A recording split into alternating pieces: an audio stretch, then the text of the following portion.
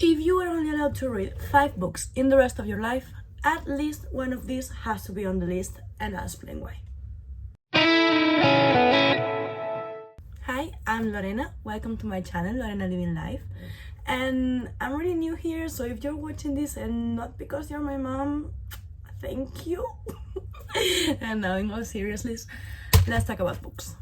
First on the list, remember when you came home from school and you had a bad day, you came in crying and your mom just hugged you, comforted you and made you feel really good? This is a letter to my daughter by Maya Angelou. And don't get me wrong, it does have some raw chapters and things that you wouldn't talk to a child about, but it's like encapsulating every conversation that a mother should be having with their children all over life, just in one little book. The way Maya Angelou depicts the good, the bad and the ugly about life is just a masterclass on writing. And I mean, she tells you about life, love, grief, injustice, everything that you can imagine is on this book. But also the most trivial things, like for example, there's an anecdote that she recounts when her grandmother told her something like, "You're too intelligent to be talking in such a vulgar way." And that really stuck with me because I used to swear a lot, and I was like, she's right, she has a point. And it's just, yeah, amazing. Book 2.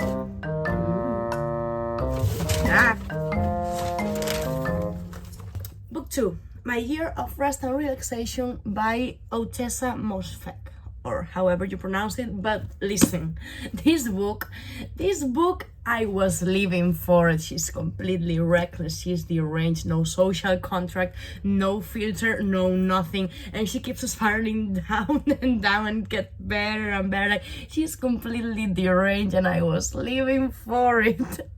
What can I say? Like, it's a really good criticism of New York snobbery, today's beauty standard, but also like loneliness of young people, social anxiety, modern art. Like, it mixes a lot of things and it's amazing. Just read it.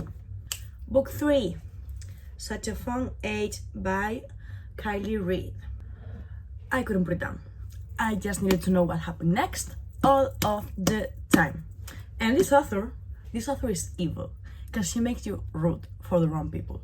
Like, you're like, woohoo, you go, you're great, like come on, I'm really rooting for you, you're gonna do great things, you're a good person, you have bad things but you're a good person. No.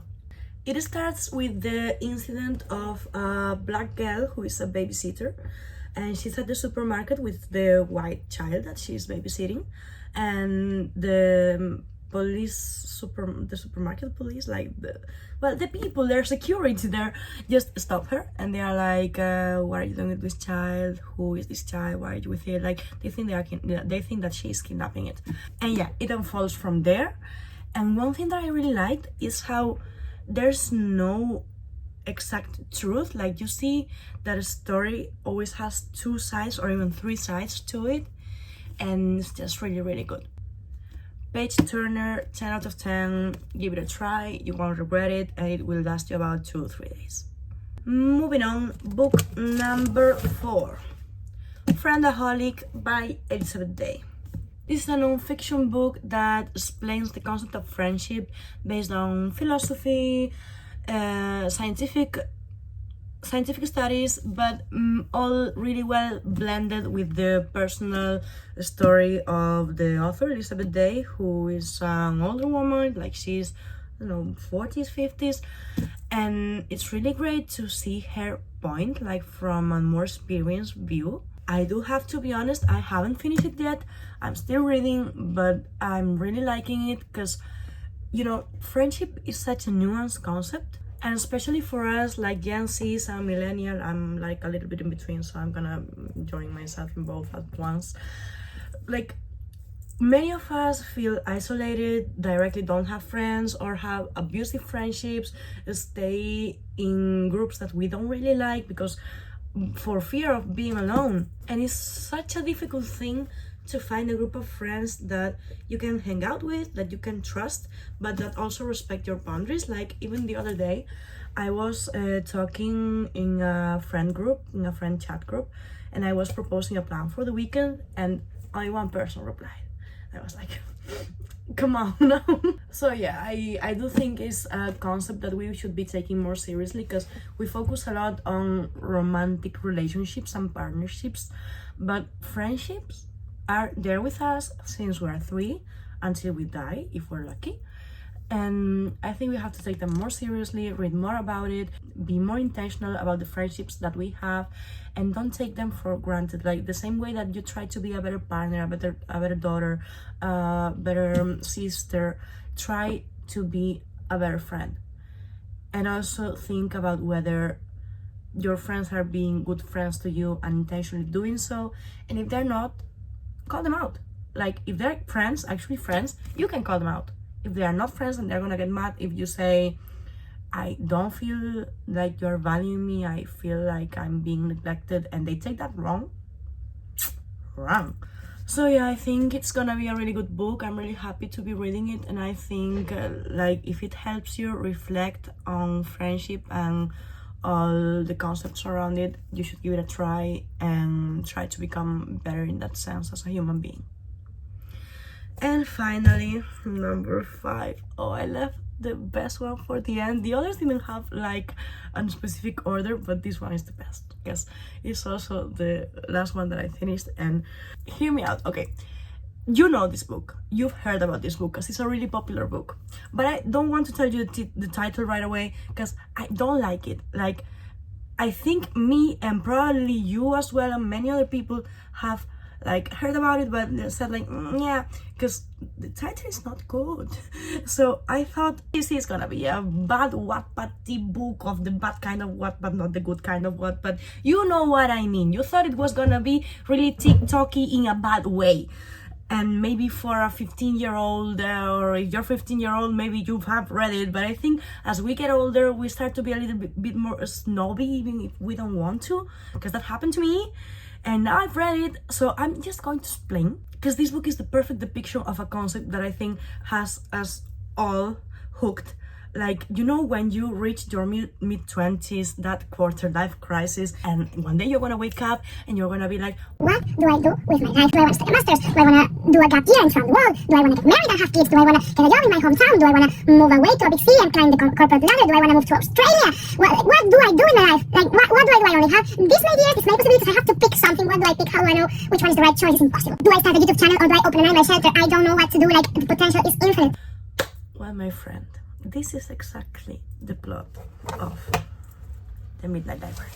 If you're as obsessed as I am with the infinite possibilities that life can offer you and the many lives that you could be living, don't waste your time. Run to your local library, request it, read it. It will take you like 4 or 5 hours to get through it because it's not that long. It has really small chapters, so you feel like you've accomplished something every 2-3 pages, so it's really cool.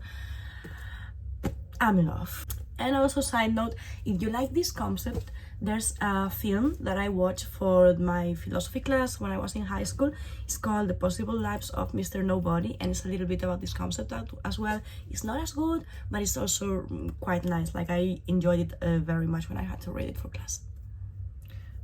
When I had to watch it for class, not read it. And now, my friend, it's time to spill the tea. Because you have better things to do with your life than be disappointed by a book that will take you into a reading slump, like it did to me. I'm gonna save you from a book that is also really popular, everybody talks about it, but it's really bad. I don't know why people keep talking about it. I think it's because the title is really cool.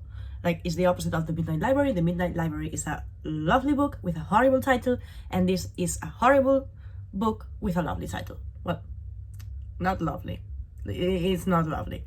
It's catchy, you know. You want to be seen reading that because it's like, oh my god, what's she reading? And maybe you even know what I'm talking about already, because like, come on, that title, that book, and it's really bad. Let's play a game. You go to the comments now, because I need a comment, because, you know, I'm growing on YouTube, so I need a comment and I want to play with you. So you go to the comments, you write below the book that you think it is.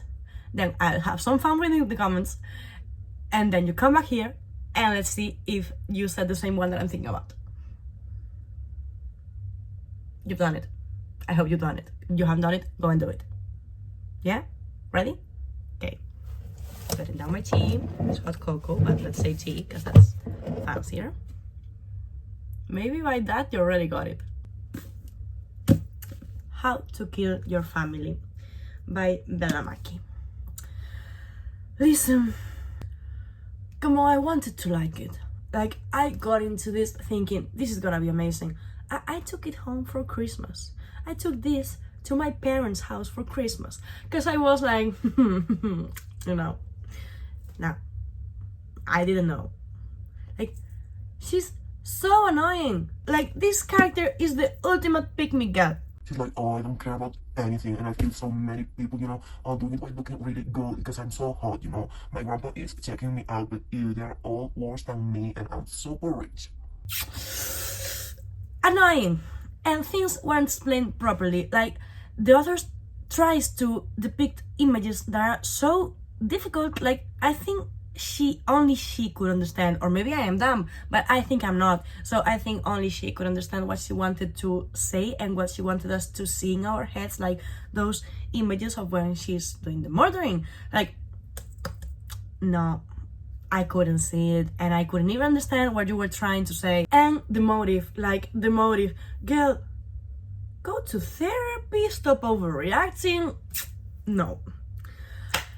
Anyway, that's all from me today.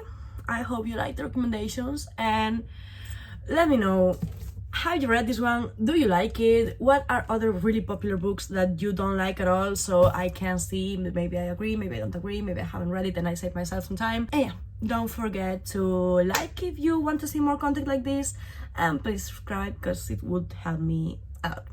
Bye, see you in another video.